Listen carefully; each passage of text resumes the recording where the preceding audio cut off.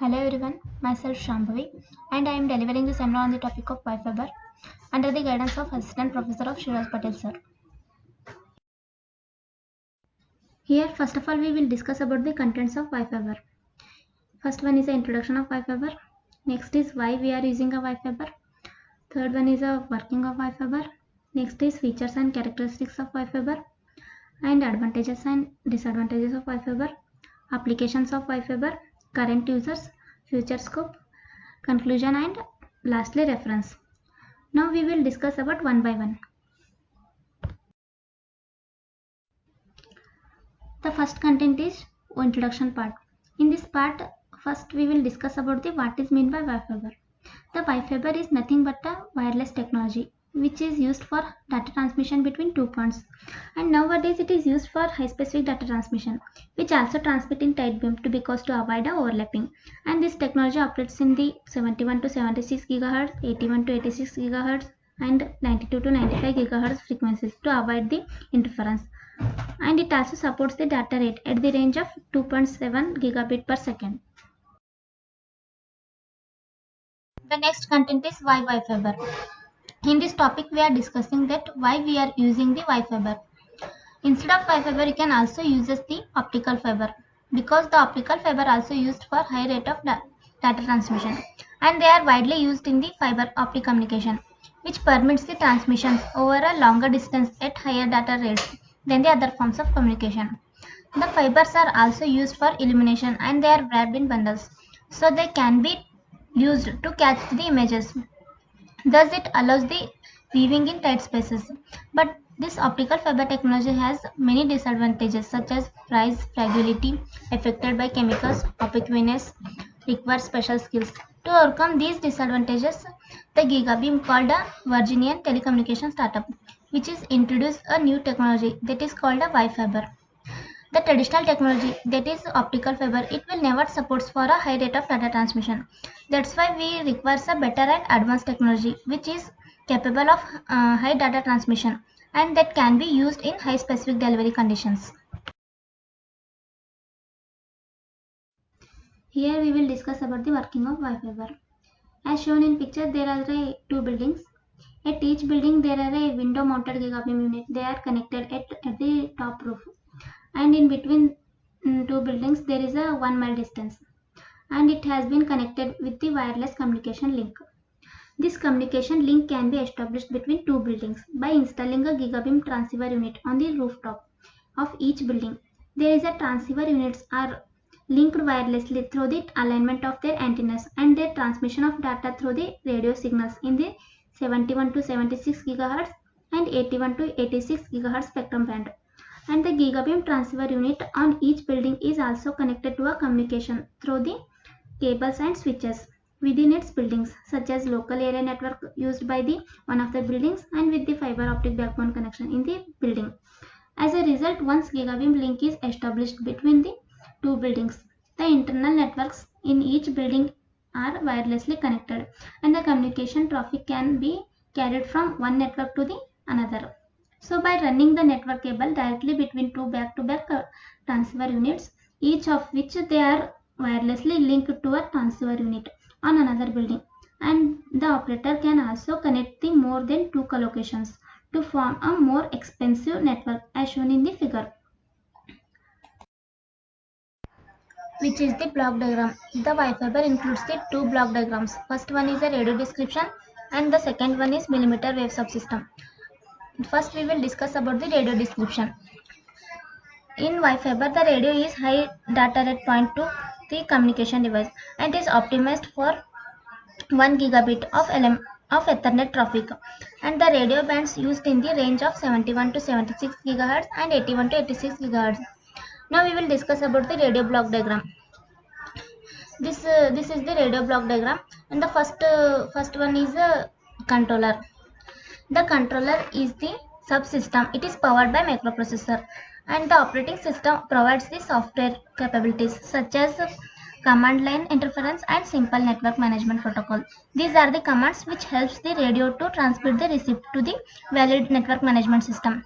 That means the controller will send the receipt to the modem. The modem is a data interface system that performs the two functions, that is data generation and the data recovery. This system operates on standard Ethernet at 1.25 gigabit per second. The next one is the power supply. The power supply converts the 48 volts DC to the required voltage needed within the radio. And the third one and fourth one is a transceiver. The transceiver is a multifunctional device that sends and receives the data. It includes the receiver, transmitter, and synthesizer. And the last one is antenna. In the Wi-Fi, the antenna will be designed with a 60 centimeter. The second block diagram is millimeter wave subsystem. Here, the system operates in dual band FDD. It means the frequency division duplex. As shown in this figure, the end of the link is transmits within the 71 GHz bands, and it receives within the 81 GHz.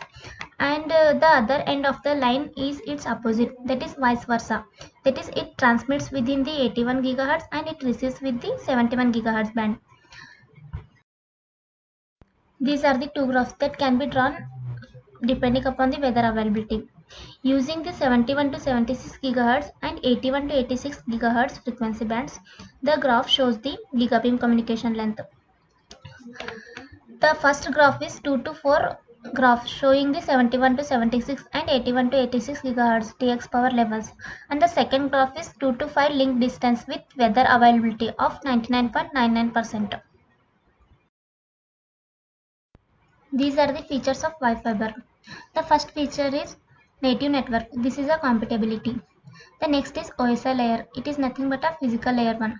The data format must be 802.30 gigabit per Ethernet, and the beam width is it depends on antenna size. And the single interface is LC single optical connector, and the power input must be in between 40 to 100 watts, and the antenna size is normally 600 millimeter. The weight up to antenna size weight is 16.78 kg, and the radio weight is 5.0 kg. The temperature range up to minus 33 degrees Celsius to plus 55 degrees Celsius. The length is up to 4500 meter. The humidity up to 95%, and the data rate must be 1000 MB per second full duplex, and the frequency must be 71 to 76 GHz and 81 to 86 GHz. And next we will discuss about the advantages and disadvantages of Wi-Fi. The advantages over other network. The Wi-Fi has a best cost and best performance, and it has a highest availability. It is easy to install, and it has a lowest effort to maintain. And limitation. The transfer data at fixed rate of 1 to 10 GB per second, and it is suitable for only data transfer within a 1 mile. Now we will discuss about the applications of Wi-Fi. First application is disaster recovery. Here adding gigabeam Wi-Fi links with an existing fiber links, which provides the optic backbone diversity and disaster recovery. So it is not problem to add such a link with an existing fiber link, as shown in figure. The second one is local area network campus. It is nothing but a campus LAN. Adding a gigabeam Wi-Fi links provides the connectivity and fiber optic backbone access. Due to this, it is flexible, fast, and safe. The another important thing is that it supports the video conferencing in the campus. And the third one is wireless backhaul. It increases the efficiency of other technology which are cooperated with the Wi-Fi technology. That is, it increases the data transmission speed and data rate and clarity, etc. The fourth one is remote storage access. It is nothing but a storage access network. The gigabeam Wi-Fi links provides the primary or alternative access to the remote data storage. By using this method, we can ensure that the data transmission is secure and protocol independent and low latency. The next content is current users of Wi-Fi. Nowadays, the Wi-Fi can be used by the companies, the government offices, and the enterprises and businesses, and the wireless service providers, and in international enterprises and service providers, and in educational institutions. In companies, they are using a products developed for the E-band frequencies. and in government offices such as federal, state and local Department of Homeland Security, etc. And this is the future scope of Wi-Fi. The microwave satellite technology INC of MST has purchased 5 Wi-Fi wireless fiber links from Gigabeam. It plans the deployment of future products that is capable of 10 gigabit per second. The Wi-Fi Gigabits 2.7 series of wireless fiber links. It is designed to operate at 2.7 gigabit per second. The highest speed is currently available for commercial licensed spectrum. That is a wireless link. And the next content is conclusion. Here I presented an important approach to data transmission with high specific data delivery. So it is created by an Virginian telecommunication startup called Gigabeam. This kind of point-to-point wireless technology could be used in situations where the fiber optic trenches would disrupt an environment and their cost to be prohibitive or the installation process to take too long. And in an extending communication network in cities, on battlefields or the after disaster. So in short terms, we can say this is a very good substitute for the fiber optic technique. And here we discussed many applications and the future scope of this technology. And next content is reference. This is reference of Wi-Fi. Thank you.